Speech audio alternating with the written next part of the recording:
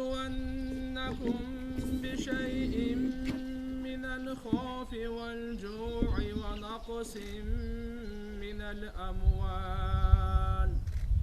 ونقص من الأموال والأنفس والثمرات